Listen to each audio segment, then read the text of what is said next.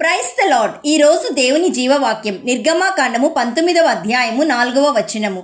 మిమ్మును గద్ద రెక్కల మీద మోసి నా యొద్దకు మిమ్మునెట్లు చేర్చుకుంటినో మీరు చూచితిరి. Exodus chapter 19 verse 4.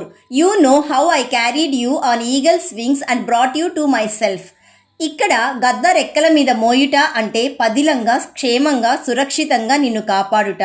దేవాది దేవుడు తన బాహుబలం చేత, కృపచేత, సామర్థ్యం చేత అద్భుతమైన రీతిలో ఈజిప్టు వారి దాస్యపు శ్రమల నుండి ఇశ్రాయేలీయులను బయటకు తీసుకువచ్చాడు.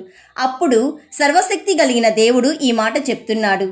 మిమ్మును గద్ద రెక్కల మీద మోసి నా యొద్దకు మిమ్మునెట్లు చేర్చుకుంటినో మీరు చూచితిరి.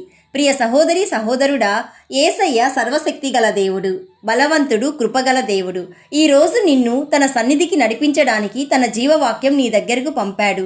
నిన్ను పాపపు బంధకాల్లో నుండి విడిపించడానికి, పాపపు దాస్యం నుండి బయటకు తీసుకురావడానికి, సంపూర్ణంగా రక్షించడానికి తన బాహుబలం చేత, తన సామర్థ్యం చేత, తన శక్తి చేత, తన కృప చేత నిన్ను క్షేమంగా కాపాడాడు. యేసయ్య యొక్క శిలువ మరణ పునరుద్ధానపు శక్తి నీకు మారు మనస్సు కలిగించి ఒక నూతన జీవితం ఇచ్చింది. నిన్ను తన కృపచేత ఈరోజు విశ్వాసంలో నడిపిస్తున్నాడు. అయితే ప్రియ సహోదరి సహోదరుడా, ఈరోజు సమస్య రాగానే నిరుత్సాహపడుతున్నావా? జీవితం కష్టతరంగా ఉందా? నీ మనస్సు ఆవేదన పడుతుందా? నీ హృదయం కన్నీరుతో నిండి ఉందా? ఒక్కసారి దేవుని బాహుబలం గుర్తు చేసుకో. దేవుని యొక్క శక్తిని గుర్తు చేసుకో. దేవుని యొక్క మంచితనాన్ని గుర్తు చేసుకో. యేసయ్య చేసిన మేలులను ఒక్కసారి జ్ఞాపకం చేసుకో. యేసయ్య అన్ని వేళలా కృపగల దేవుడు. ఆయన వాక్యం మీద ఆధారపడు. దేవుడిచ్చిన వాగ్దానం పట్టుకుని ప్రార్థన చేయి. దేవుడు గొప్ప కార్యం చేస్తాడు. So my dear friend, God is good all the time. God will never leave you Nar forsake you. So కాన్ఫిడెన్షియలీ say, the lord is my helper, I will not fear.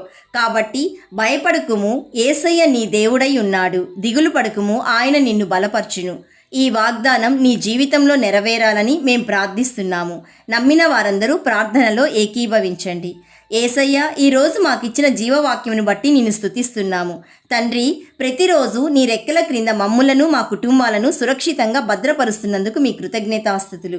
ఈరోజు జీవవాక్యం వింటున్న ప్రతి ఒక్కరిని నీ కృపచేత సాతాను యొక్క పాపపు బంధకముల నుండి విడిపించినందుకు మీకు స్తోత్రం. నీ యొక్క కృపా వాత్సల్యముతో మమ్ముని నిత్యము కాపాడమని శక్తివంతుడైన యేసయ్య నామంలో అడుగుచున్నాము తండ్రి. ఆమెన్. God bless you.